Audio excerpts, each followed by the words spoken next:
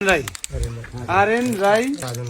मेरो घर चाहिँ ऊ त्यहाँ माथि सुमदेव मतलब पाँदेखि भन्दा माथि तपाईहरुले फेरि गाविस भन्दा चिन्नुहुन्छ होला यहाँ नजिकै म चाहिँ साह्रै चिन्दिनँ हजुर अरूले चाहिँ चिन्छ होला फेरि गाविसको म हजुर ल अनि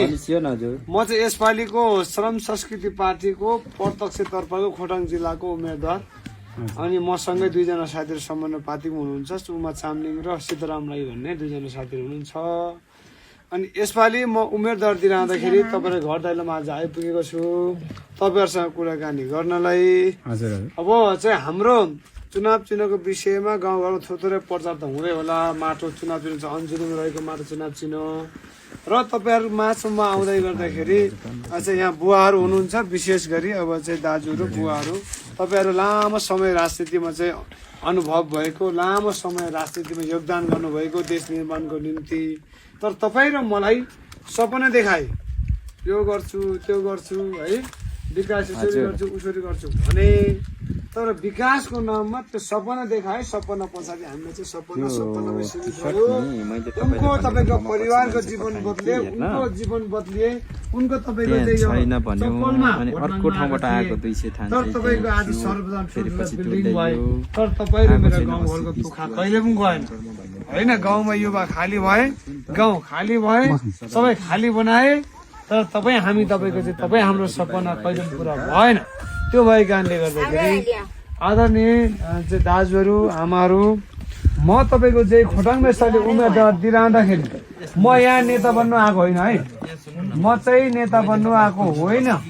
म तपाईहरुको सेवक बन्नु आएको र हामीले के भनेका छौं भने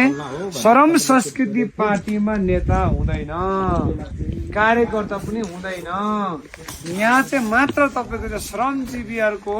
किसान मजदुरहरुको पार्टी हो यहाँ चाहिँ श्रमदाता मात्रै हुन्छ भनेका छौं र तपाईको चाहिँ म यहाँ नेता बन्नु आएको होइन म तपाईहरुको सेवक बन्नु आएको राजनीति त वास्तवमा सेवा हो तर अहिले यिनीहरूले के बनायो भन्दाखेरि कमाउ धन्दा बनाएर व्यापार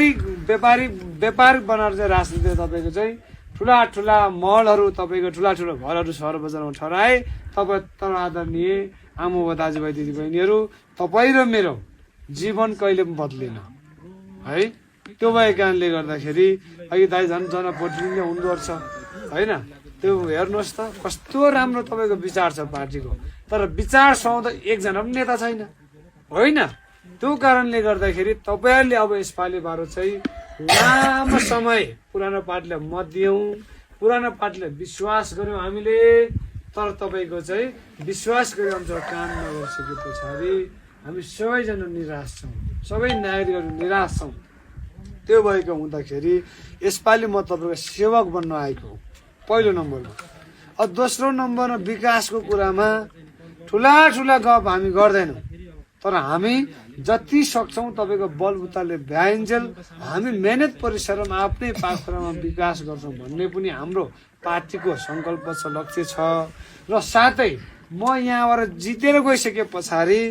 राष्ट्रिय बजेट ल्याउने कुरामा विशेष मेरो भूमिका रहन्छ भित्री बाटो बनाउने कुरामा मेरो भूमिका रहन्छ अब मेरो घरमाथि फेरि यही बाटो भएर जाने हो तपाईहरुको एकैचोटि माथि गएर बाटो बनाउने कुरा हुँदैन होला होइन यही बाटो बनाउँदै जानु अनि यो बाटो बनाउँदा जानै पर्यो होला मैले त्यो भएको कारणले गर्दाखेरि भित्री बाटोहरू कालो पत्रे गर्ने कुराहरूमा बाटो पिच गर्ने कुराहरूमा विशेष मेरो भूमिका रहन्छ र अर्को कुरो किसानको चाहिँ तपाईको अधिकारको निम्ति म काम गर्छु आज किसानलाई अनुदान चाहिँ आउँछ तर कसलाई आउँछ भन्दाखेरि जो बोल्नु टाठो बाटो छ जसले नेतालाई जिउ हजुरी गर्छ जसले तपाईँ भन्छ त्यसलाई मात्रै अनुदान आएको छ हो कि होइन गरिब निमुखा किसानहरूलाई अनुदान आएको छैन अनुदानको सवालमा केन्द्रीय बजेटदेखि लिएर प्रदेश हुँदै तपाईँको चाहिँ स्थानीय तहसम्म समन्वय गरेर किसानहरूको निम्ति कृषिमा आधुनिकीकरण गर्ने कुरामा र तपाईँको चाहिँ यहाँ भएको उत्पादनलाई बजारीकरण गर्ने कुरामा र तपाईको चाहिँ तपाईलाई अनुदान तपाईको चाहिँ उपलब्ध गर्ने कुरामा म निष्पक्ष ढंगले यो पार्टी त्यो पार्टी यो एमालेको त्यो कांग्रेसको त्यो माओवादीको यो मेरो पार्टीको म भन्दिन सबैलाई निष्पक्ष ढंगले काम गर्ने हाम्रो पार्टीको लक्ष्य र मेरो लक्ष्य छ त्यो भएको कारणले गर्दा तपाईहरुसँग सहकारी गरेर म काम गर्न चाहन्छु अब अर्को कुरो शिक्षा र स्वास्थ्य हेर्नुस् हाम्रा छोराछोरी पढाउनको निम्ति अहिले हाम्रो छोराहरू सबै विदेशतिर अब हाम्रो बुहारी छोरा छोरीहरू सबै तपाईँ सहर बजार पसे हो कि होइन यो शिक्षामा विभेद भएको कारणले गर्दाखेरि बुढाबुढी बस्यो घरमा त्यहाँदेखि सबै अनि फेरि शिक्षा त्यस्तो छ अनि फेरि पढिसकेपछि जागिर पाइन्न त्यस्तो अवस्था छ त्यो भए थुप्रै कुरा सुधार गर्नु छ शिक्षा र स्वास्थ्यमा सुधार गर्ने हाम्रो विशेष भूमिका रहन्छ म तपाईँहरूसँग तपाईँको यहीँ सहरमा काम गर्ने हो तपाईँहरूसँग तपाईँको चाहिँ भलोकुसारी गरेर काम गर्ने त्यो भएको कारणले गर्दा तपाईँहरू ढुक्क आउनुहोस् मैले गर्नु सक्ने कुराहरूमा कुनै कन्जुसाइ गर्दिनँ र अर्को कुरो अब भोट माग्न आउँछन् चुनावको बेला त्यसपछि नेता हराउँछ 5 वर्ष फेरि टुक्क आएपछि ल हजुर भोट दिनु पर्यो भन्दा हो कि भन्नुहोस् त हो नि म चाहिँ तपाईँहरूकै गाउँघरमा आउने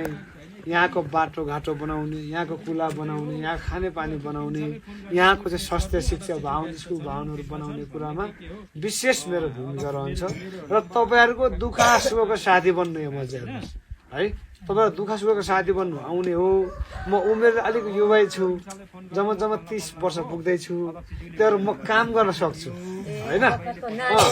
नाति हो तपाईँहरूको म त होइन नाति हो त्यो भए छोराको सम्मान हो त्यो तपाईँहरूले साथी बन्न आउने रहेछ साथी बन्ने सबै नातिहरू छोडेर गए मेरो नाति नै हो नि फेरि ए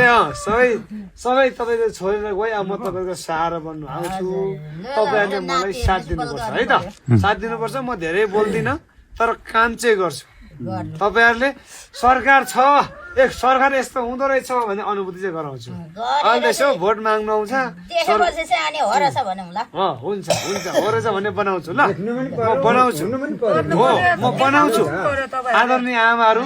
तपाईँहरूले म झुट बोल्ने भने किन आउनु पर्दैन यतिको उमेरको मान्छे कहाँ तपाईँको चाहिँ अहिले मेरो उमेर 30 वर्ष पुग्नु भने कमाउने जमाउने रमाउने उमेर होइन र हो नि तपाईँलाई सेवा गर्नु आउँछ किन भन्दै त म होइन त्यो भएको कारणले मेरो घर पनि माथि तपाईँलाई थाहै छ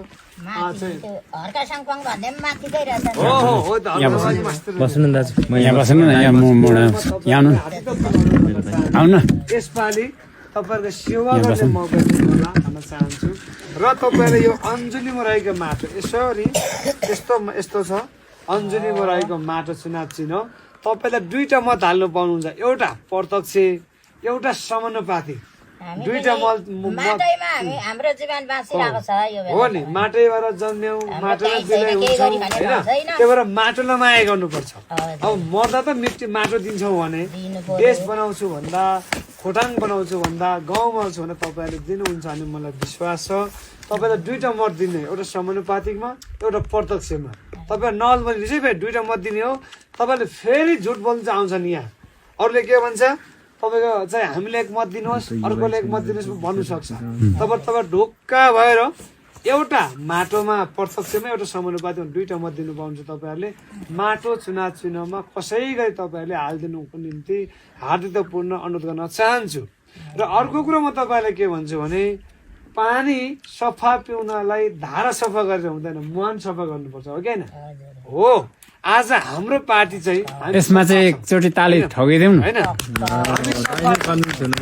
हाम्रो यहाँको नेताहरू ठिक होला होइन नेताहरू ठिक होला तर उसको पार्टीको माथि नेता ठिक छैन तर हर्क साम्पाङ हाम्रो पार्टीको श्रद्धेय अध्यक्ष जो 1 रुपियाँ भ्रष्टाचार गर्दिन भ्रष्टाचार गरे भने जीवनमा जुन दिन म गर्छु त्यो दिन मेरो मृत्यु होस् भन्न सक्नुहुन्छ धारा सफा गरेर त माटो आउँछ कुनै नेताले त्यसो भने मुहानबाट माटो आएपछि सकियो अब हिजोको नेताहरू कस्तो थियो भन्दा हिजो अस्ति आन्दोलन भयो कता सुन्नु भयो होला जनताको निम्ति काम गर्छु भन्दै जनताले भोको नाङ्गो राखेर घरमा पैसाको थुप्रो राखेर घरमा पैसा चल्यो हो कि होइन तपाईँले देख्नु हो त्यो भएको कारणले गर्दाखेरि हामीले हिजो मानेको नेताहरू ठिक थिएन हामीले गाउँमा नेता त ठिक मान्यो होला त्यसको माथिको नेता ठिक थिएन त्यो भएको कारणले गर्दाखेरि हाम्रो श्रद्धेय अध्यक्ष हर्क साम्पाङ 1 रुपियाँ भ्रष्टाचार नगर्ने व्यक्तित्व र म पनि तपाईँलाई भन्छु आज म यहाँ छु म तपाईँले यहाँ साँची राख्दै भन्छु अब यति अघि उहाँ दाइले भन्दै थियो होइन दाइको कुरा मलाई साह्रै गजब लाग्यो यहाँ बुवा त झन् अनुभवी हुँदो रहेछ होइन अब यसो आउँछ एक दिन चाहिँ ल हजुर भन्छ माथि भ्रष्टाचार गरेको पैसा ल्याउँछ यति ठगी गरेको पैसा ल्याउँछ अनि यहाँ यसो तपाईँको भाले साले बोकेर काटेर खुवाउँछ एक दिन चाहिँ खुसी बनाउन जान्छ अनि अरू दिन फर्किँदैन होइन केही देखाउँदैन तर म चाहिँ हेर्नुहोस् है तपाईँहरूलाई 1 रुपियाँ पैसा पनि दिन सक्दिनँ र म 1 रुपियाँ भ्रष्टाचार पनि गर्दिनँ म ठग्दिनँ है तर तपाईँहरूलाई म जीवनभरि खुसी दिने मेरो सङ्कल्प मेरो सपना छ मेरो चाहना छ म एक दिन खुसी दिएर 365 दिन हुन्छ वर्षमा एक दिन खुसी दिएर 364 दिन म तपाईँलाई रुवाउनु चाहन्न त्यो भएको कारणले गर्दाखेरि मलाई सेवा गर्ने मौका दिनु होला तपाईँहरू नअल्मलिकन माटो चुना मतदान गरिदिनु होला र म तपाईँहरूलाई भन्छु मैले जीवनमा एक रुपियाँ भ्रष्टाचार गरेको छैन र भविष्यमा गर्ने छैन गरे भने म तपाईँको चाहिँ हामी प्रकृति पुज्नेहरू हो हामी सबैजना प्रकृतिलाई साँची राख्दै म भन्छु माटोलाई साँची राख्दै म भन्छु त्यो दिन मेरो प्राण जाओस् यति म सङ्कल्प गर्छु तपाईँहरूको माझमा है तपाईँहरूको माझमा के सङ्कल्प गर्छु पुराण चाहिँ छिटो नजाओस् है नानी होइन म तपाईँको भ्रष्टाचार गरेँ भने आमा भ्रष्टाचार गर्दिनँ भनेको ल नगर्नु हाम्रो कान्छो म भ्रष्टाचार गर्दिनँ हो म छोरो नाति जस्तै त्यो भएको कारणले गर्दाखेरि